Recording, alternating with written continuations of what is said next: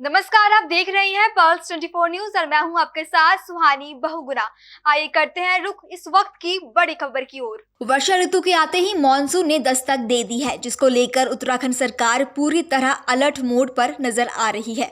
मौसम विभाग द्वारा उत्तराखंड में भीषण बारिश के अनुमान के तहत कुछ क्षेत्रों में रेड अलर्ट घोषित कर दिया गया, जिसको लेकर मुख्यमंत्री पुष्कर सिंह धामी के निर्देश पर उत्तराखंड आपदा प्रबंधन सलाहकार समिति के उपाध्यक्ष विनय रोहिला कुमाऊं क्षेत्र में 3 दिवसीय दौरे पर निकल पड़े। विनय रोहिला द्वारा उधम सिंह नगर में किए गए आपदा प्रबंधन की बैठक के बाद जसपुर काशीपुर क्षेत्र का सिंचाई विभाग कुछ हरकत में आया और आपदा से निपटने और आगामी बरसात में बाढ़ से क्षेत्र को बचाए जाने की शुरुआत हो चुकी है, जिसके तहत जसपुर विधानसभा क्षेत्र के अति संवेदनशील क्षेत्र ग्राम पूरनपुर राजपुर नदी चीनी मिल क्षेत्र में फीका नदी के भ्रामक रूप को रोकने की कवायद को लेकर पूर्व वर्षों की तरह बंदों की पिचिंग कार्य शुरू कर दी गई है, जिसको लेकर ग्राम प्रधान पूरनपुर ने आपत्ति जाहिर करते हुए कहा कि ये झूठ है। हर वर्ष पिचिंग की जाती है, लेकिन बरसात के समय ही उसके बाद प्रशासन नहीं आता और फिर कोई बड़ी अनहोनी घटित हो जाती है। इस बार फिर एक बार सिंचाई विभाग के एक्शन अपनी टीम को लेकर राजपुर ग्राम बंदे पर पहुंची, जिस पर भूमि कटाव को रोकने के लिए कुछ प्रयास किए गए, लेकिन उसके बाद कार्य ज्यों का त्यों रुक गया। आपदा से निपटने के लिए बाढ़ क्षेत्र का अग्निशमन दल का दस्ता निरीक्षण कर रहा था, तभी हमारी टीम ने पहुंचकर क्षेत्र की घटना का जायजा लिया, जिस पर अग्निशमन अधिकारी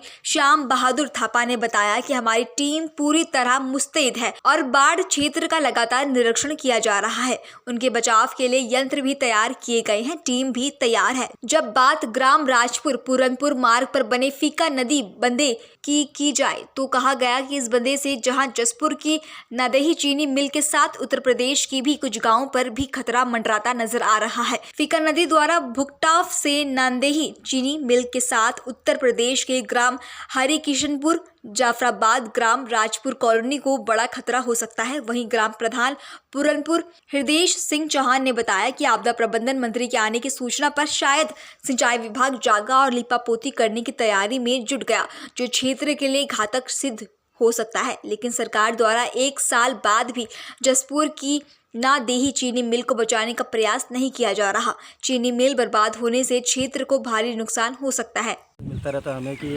जैसे कोई आपदा आती है या कोई भी अग्नि दुर्घटना, कोई बाढ़, सब काम हमारा होता है। और इसीलिए हमने जो बाढ़ चिन्हित क्षेत्र हैं तो उसमें हमने जाके देखा, ये ग्राम है राजपुर, तो राजपुर में आगे देखा तो राजपुर में गांव डूब जाते हैं। और ये आप देख ही रहे हैं, पूरी नदी ऐसी आती है और पूरी कटान हो रहा है। और अब बगल में नादेही है और यहाँ पर स्कूल के बच्चे वगैरह हैं, इनका रेस्क्यू करना पड़ जाता है। कभी कभार स्कूल बच्चे पढ़ के आते हैं, उनको निकालना पड़ता है।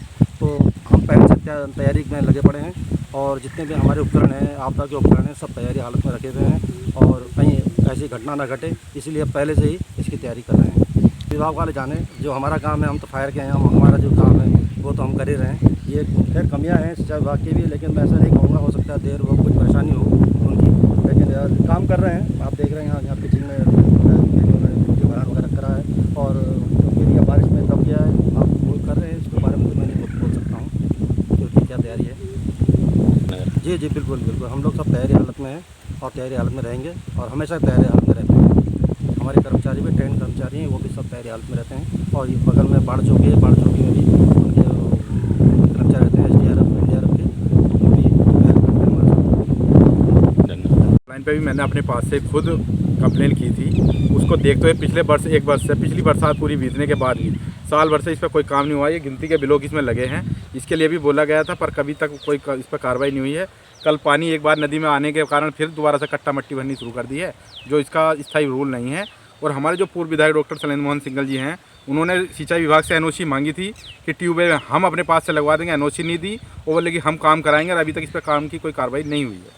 सिंचाई विभाग की बहुत बड़ी ढिलाई है, पूरे वर्ष सूखा होने के कारण भी इस पर काम नहीं हो पाया है। और अब दोबारा में बरसात सिर पे है और नदी का तेज़ बहाव होने के कारण ये तो टूट ही जाना है। बार बार विशेष रूप से बोला जा रहा है। फिर भी जो है चीनी मिल हमारी नीचे है, सारे किसानी तो क्षेत्र हमारा चीनी मिल पर डिपेंड है, फिर भी इस पर कार्रवाई नहीं हो पाती। यहाँ पर तो अभी मौके पर तो नहीं पहुँचे हैं देखने, पर इसके बारे में उन्होंने वार्ता रखी है, पर अभी यहाँ पर उस तरह से कोई सिंचाई विभाग ने अभी कार्रवाई नहीं की है।